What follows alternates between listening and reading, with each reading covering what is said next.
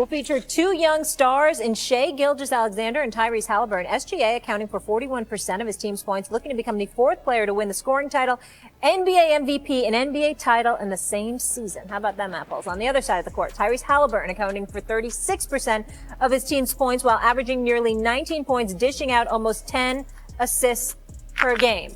SA, who's more important to winning the NBA Finals, SGA or Hallie? Honestly speaking, I think it's Hallie. I think without Hallie, Indiana, I mean, we're basically giving them a minimal chance to begin with. Without a productive Tyrese Haliburton, there basically is no chance. He's the playmaker. He's the straw that stirs the cup.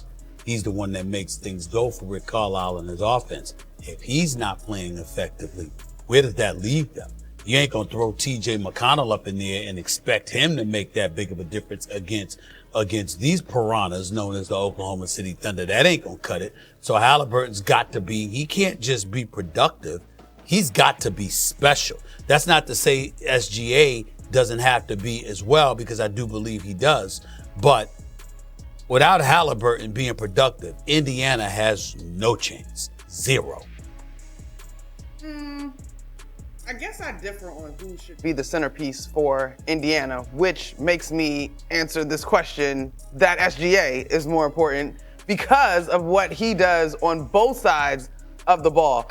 Look, I think the Indiana offense is going to present a unique challenge to the Oklahoma City Thunder. I think that they will handle it, but I do think it's going, this is why I called out Dagnall and Carlisle, because I think that's going to be a really fun matchup. I think it's SGA because he's going to have to set the tone on both sides of the ball. Obviously, we highlighted Lou Dort and Alex Caruso for the elite defenders that they are, but I think there is a way that the Thunder want to handle this series. We talked about this being a group that has graduated. They've taken the next step. I think it's just going to be SGA because it might not always look like scoring for him, even though he's a 30-point scorer. We get it. He's an MVP in the league.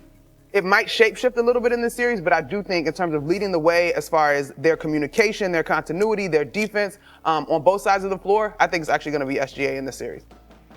Monica, here's why SA is right. And I thought about this, and I would have taken Hallie before. SGA before, but it's because of how good OKC's defense is that even if SGA is somewhat off, their defense can make up for him being off, even though the brother's been averaging damn near 30 points or more in the playoffs. It's incredible. I think we all agree that either we have OKC winning in 5 or 6.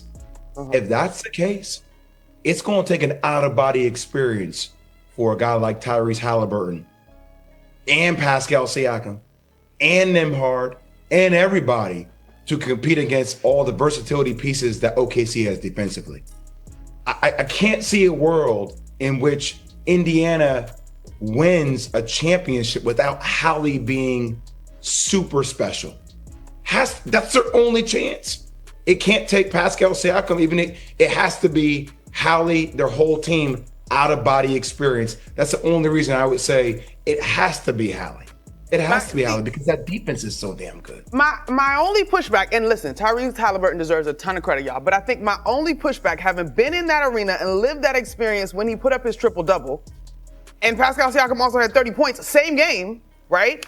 The actual feel, you felt Siakam in a different way, which is my only offering to you guys in terms of why I don't know that I would split the two of them in terms of if Indiana is going to do something special.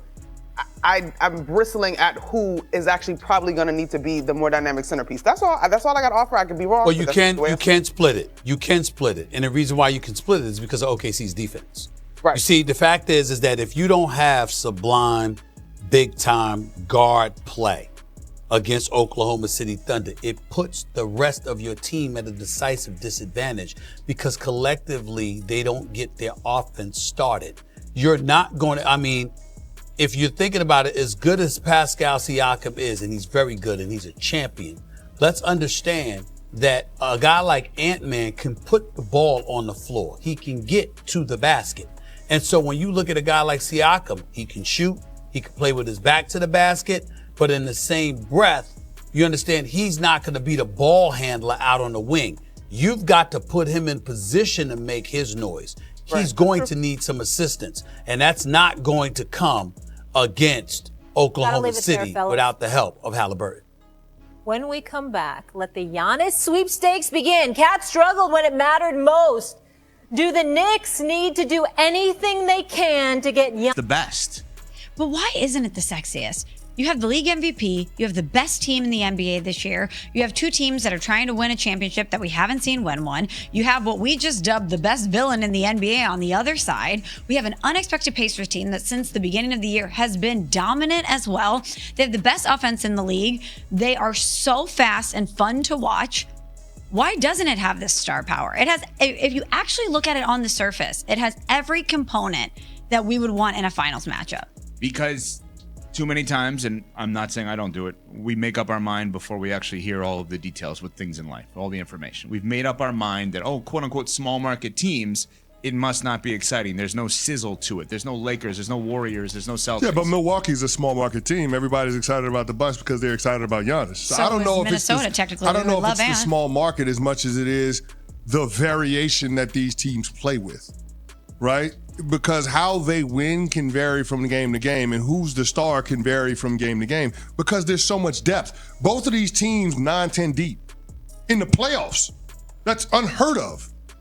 But this could be where the new NBA is going. But I guess it's so hard to pinpoint that one star that has to be the guy that has to be the difference in winning or losing a game. And I think because those teams don't have to have that guy carry the water for them every single night, we dismiss them because if you don't have that star that has to have a good game in order for your team to win, we don't consider you a title contender.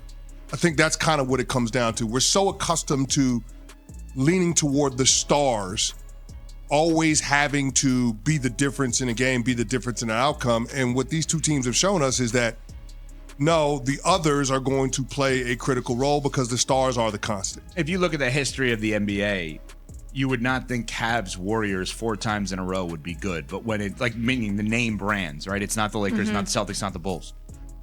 But when LeBron gets there, or when Steph gets there, like, we realize, okay, they're starting. But Steph and Clay, like, right off the bat, were not what we know them to be now. So this matchup has a chance to be run back next year. Or maybe the year after. Like, these teams don't feel like they're going anywhere for a while, so it may just be this becomes the sexy matchup, but not the first time we see it. Here's the one thing I will say to push back just a little bit, ever so slightly. Steph and Clay could do something that was special. It's the greatest shooting backcourt we've ever seen in the league. Those guys could shoot threes. They come into the arena, they're in range.